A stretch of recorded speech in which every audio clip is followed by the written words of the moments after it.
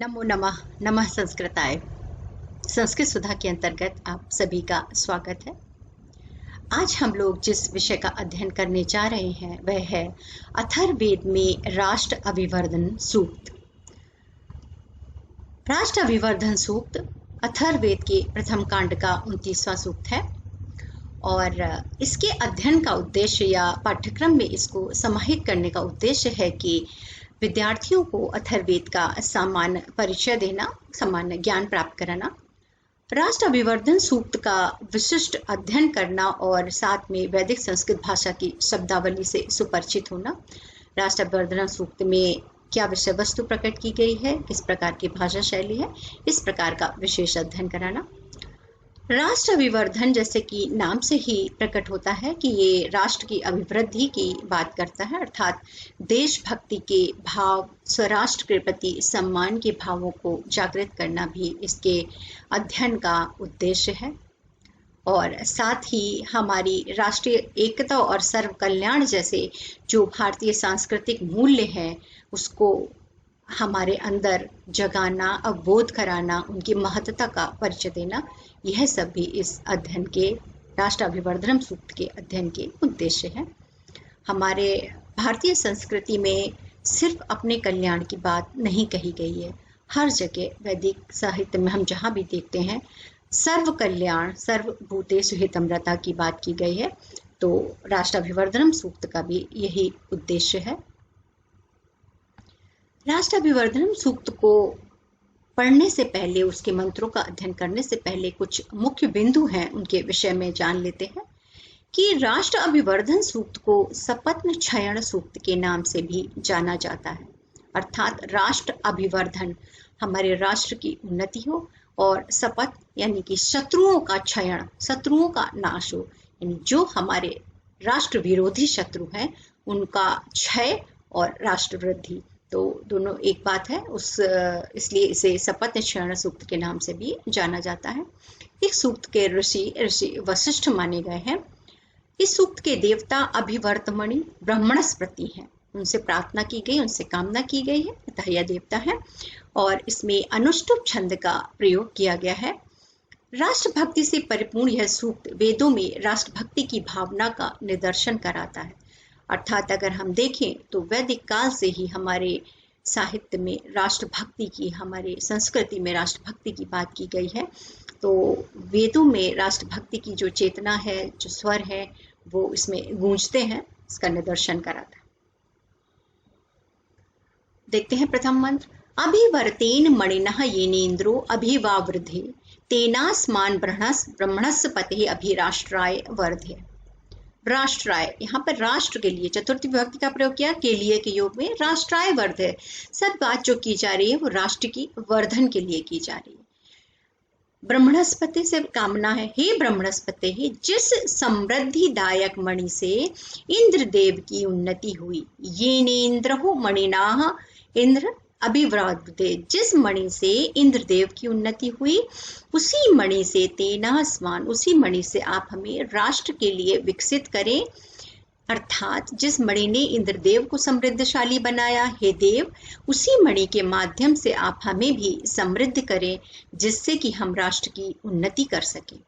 अभिवर्तेन मणिनः येनेन्द्रो अभिवावृधे, हे ब्रह्मणस्पते, जिस मणि के द्वारा, जो इंद्रमणि इंद्र को समृद्ध बनाने वाली है, उसी मणि के सहयोग से आप हमें भी समृद्धशाली बनाइए, जिससे कि हम राष्ट्र का वर्धन कर सके, हम अपने राष्ट्र की उन्नति कर सके, राष्ट्र को समृद्धशाली बना सके। अभिवृत्त सपत्नाभि यः नो अरातयः अभिप्रत्यन्त्यः तिष्ठाभि यो नो दुरस्यति। हे राजन, हमारी विरोधी हिंसक शत्रु सेनाओं को, जो हमसे युद्ध करने के इच्छुक है और हमसे द्वेष करते हैं, आप उन्हें घेर कर पराभूत कीजिए। अर्थात हमारे शत्रुओं की सेनाएं जो हमारी विरोधी हैं और हमसे युद्ध करके हमें पराजित करना चाहती हैं, आप उन्हें घेर कर उन्हें ही पराजित कर दीजिए, क्योंकि वे हमसे द्वेष करते हैं। अतः हम आपसे प्रार्थना करते हैं कि आप उन्हें पराजित करें, जिससे कि वे हम पर विजय प्राप्त न कर पाए। कहने का भाव यह है, अभिवृत्ति सपत्नाभि यह नो अरातिया, जो हमारी शत्रु सेनाएं हमारी विरोधी हैं, हिंसक हैं और साथ ही में वह हमारे प्रति द्वेष भावना रखती हैं, हमारे राष्ट्र पर विजय प्राप्त करना चाहती हैं, आप उन्हें घेर कर उनको पराजित कर दीजिए, जिससे कि वह हम पर विजय प्राप्त न कर पाएं और हम अपने राष्ट्र की रक्षा कर सकें, राष्ट्र की उन्नति कर सकें। इसलिए हमें अविजित बनाइए और हमारी विरोधी हिंसक शत्रु सेनाओं को पराजित कर दीजिए। अभिवृत्त घेर कर सपत्नाभि, हमारी जो शत्रु सेनाएं हैं, यानो अरात्या, जो हमारी विरोधी हिंसक शत्रु सेनाएं हैं, या योनो दुरस्ति, जो हमारे प्रति द्वेष की भावना रखती हैं, वो उन्हें आप नष्ट कर दीजिए, उनको पराजित कर दीजिए, जिससे कि हम अविजित रहें और हमारे राष्ट्र पर कोई विजय प्राप्त ना कर पाए। अभि त्वाम देवः सविताभि सोमो अभिवृद्ध, अभि त्वाम विश्वः भूतान्यभिवृत्तो यथासि। हे राजन, सविता देव, सोमदेव और समस्त प्राणी समुदाय आपको शासन करने में सहयोग करे। इन सब की अनुकूलता से आप भली भांति राष्ट्र पर शासन करें, अर्थात समस्त देव एवं राष्ट्र के नागरिक जन आपको अच्छे प्रकार से सुशासन करने में, अच्छे शासन करने में आपका सहयोग करें और हम सभी आपके अनुकूल रहें, जिससे आप राष्ट्र को उत्तम प्रकार से अच्छे से चला सके, इस पर शासन कर सके और राष्ट्र का कल्याण कर सके। तो यहाँ राष्ट्र हित की ही बात की गई है कि सभी लोग अनुकूल होकर रहें, देवतागण, प्राणीगण, नागरिकगण सभी आपका सहयोग करें हे राजा, जिससे कि आप राष्ट्र को भली भांति चला सके, सभी नागरिक जनों का कल्याण कर सके और राष्ट्र की उन्नति कर सके। अभी त्वाम देवः सविताभि सोमो, सविता इत्यादि देव, सोमदेव जो भी वैदिक देवता हैं, साथ में जितने भी प्राणी समुदाय है, नागरिक है राष्ट्र के, वो आपका शासन करने में सहयोग करें। भूतान्यभिवृत्तो यथासि अभि त्वाम विश्वा, जिससे कि आप अनुकूल होकर इस राष्ट्र पर शासन कर सकें और राष्ट्र का कल्याण कर सकें।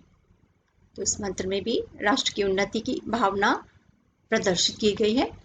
अभिवृत्तो अभिभवम सपत्न क्षणो मणि, राष्ट्राय मह्यम वदताम सपत्नेभ्या पराभवे। राष्ट्राय, यहाँ भी राष्ट्र के हित के लिए कामना है। अभिवृत्तो परिभवा सपत्न क्षणो मणि, ये जो इंद्रमणि है, जिसने इंद्र को समृद्धशाली बनाया है, उसकी सहायता से यह मणि शत्रु को आवृत कर उसको पराजित करने वाली है। अभिभवः अभिवृत्तो सपत्न क्षणो मणि, मणि, ये मणि जो हमारे सपत्न चरण में शत्रुओं का क्षय करने वाली, उनको घेर कर उनको पराजित करने वाली है, हमारे विरोधियों का नाश करने वाली है।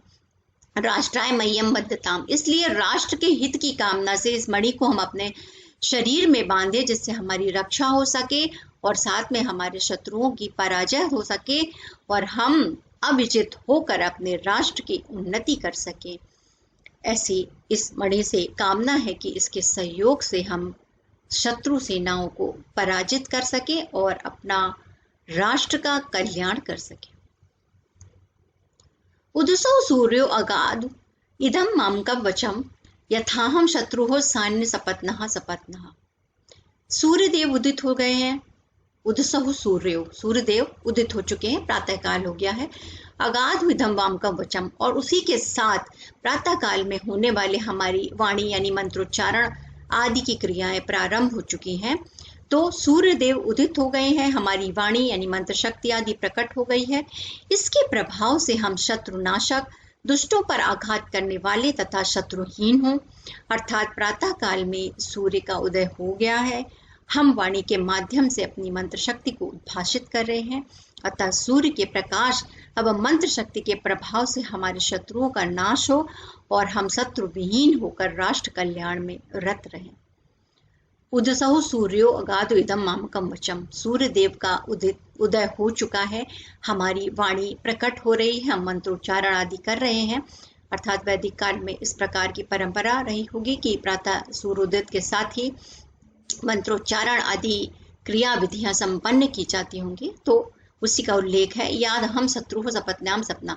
इसलिए जो मंत्रों के प्रभाव से हम अपने शत्रुओं का नाश कर सके और हम शत्रु विहीन होकर के इस राष्ट्र का कल्याण कर सके, अपने देश की रक्षा कर सके। सपत्न क्षयिणो वृषाभिराष्ट्रो विशासहि यथामेषां वीराणां विराजानि जनस्य च। हे मणि, हम शत्रुहंता बलवान एवं विजयी होकर राष्ट्र के अनुकूल वीरों एवं प्रजाजनों के हित सिद्ध करने वाले बने। अर्थात मणि से प्रार्थना है कि वह हमें शत्रुओं को नष्ट करने वाला, शक्तिशाली एवं विजयी बनाए, जिससे कि हम राष्ट्र के शुभेच्छुओं तथा प्रजाजनों का कल्याण कर सकें, जिसके माध्यम से हमारे राष्ट्र का कल्याण हो, उन्नति हो। सपत्न क्षयिणो वृषाभिराष्ट्रो विशासहि। हे मणि, हम अपने सपत्न क्षयिणों शत्रुओं का क्षय करने वाले बने, वृषाभिराष्ट्रो विशामहि बलवान और विजयी होकर के, ये शाम एथाम जिसके कारण हम वीरजन जो है, जो प्रजाजन है, उनके जो हमारे राष्ट्र का कल्याण चाहते हैं, हम उनका हित सिद्ध कर सकें, उनका कल्याण कर सकें, जिससे हमारे राष्ट्र का कल्याण हो। तो क्या कामना है? सपत्न क्षयिणो वृषाभिराष्ट्रो विशामहि, हम शत्रुहंता बलवान और विजयी हों, हम राष्ट्र के हित चिंतकों का और प्रजाजनों का कल्याण करने वाले बने, जिससे हमारे राष्ट्र की उन्नति हो सके। तो अभी हमने देखा राष्ट्राभिवर्धनम सूक्त में 6 मंत्र थे, जिसमें सभी मंत्रों में राष्ट्र के कल्याण की और शत्रुओं के क्षय की बात की गई है। कुछ महत्वपूर्ण प्रश्नावली है, देख लेते हैं कि किस प्रकार के प्रश्नों को पूछा जा सकता है, जिसका हमें जानकारी होनी चाहिए।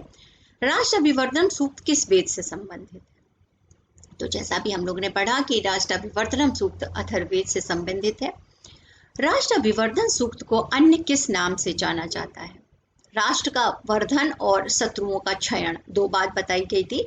तो राष्ट्र अभिवर्धन सूक्त को सपत्न क्षयण सूक्त के नाम से भी जाना जाता है। इस सूक्त में ऋषि के द्वारा क्या कामना की जा रही है? इस सूक्त में ऋषि के द्वारा संपूर्ण मंत्रों में राष्ट्र के कल्याण और राष्ट्र विरोधी शत्रुओं के नाश की, उनके पराजय की कामना की जा रही है। राष्ट्र अभिवर्धनम सूक्त में कौन से छंद का प्रयोग किया गया है? हमने पहले मुख्य बंधु का अध्ययन करते समय देखा था कि इसमें अनुष्ठुप छंद का प्रयोग किया गया है। इसके मंत्र दृष्टा ऋषि ब्रह्मणस्पतः, ऐसे पहले भी हम पढ़ चुके हैं, उसमें मंत्रों में भी उन्हीं से कामना है। राष्ट्र अभिवर्धनम सूक्त में किससे शत्रुओं के नष्ट होने एवं समृद्धशाली बनाने की प्रार्थना की जा रही है? राष्ट्र अभिवर्धनम सूक्त में ब्रह्मणस्पति से मणि के माध्यम से शत्रुओं को नष्ट होने और अपने राष्ट्र को समृद्धशाली बनाने की कामना की जा रही है। राष्ट्र अभिवर्धनम सूक्त के मंत्रों का सारांश अपने शब्दों में लिखिए। तो जैसा हम लोगों ने पढ़ा उसके माध्यम से हम लिख सकते हैं। संक्षेप में बता देती हूँ कि राष्ट्र अभिवर्धनम सूक्त में संपूर्ण मंत्रों में राष्ट्र की उन्नति, वहाँ के निवासियों का कल्याण और राष्ट्र के विरोधी जो शत्रु हैं उनके पराजय की कामना की जा रही है। निष्कंटक होकर, शत्रुविहीन होकर राष्ट्र हमारा उन्नति करे, इस प्रकार के भावों को इसमें व्यक्त किया गया है। तो आज हमने देखा कि अथर्ववेद में राष्ट्र अभिवर्धनम सूक्त, जो अथर्ववेद के प्रथम कांड का 29वां सूक्त है, इसका हमने अध्ययन किया। इसमें 6 मंत्र हैं और संपूर्ण मंत्रों में देशभक्ति से परिपूर्ण विचारों का, भावों का अभिवर्धन किया गया है, उल्लेख किया गया है और हमारे अंदर राष्ट्रभक्ति की भावना का संचार करने का प्रयास किया गया है। धन्यवाद।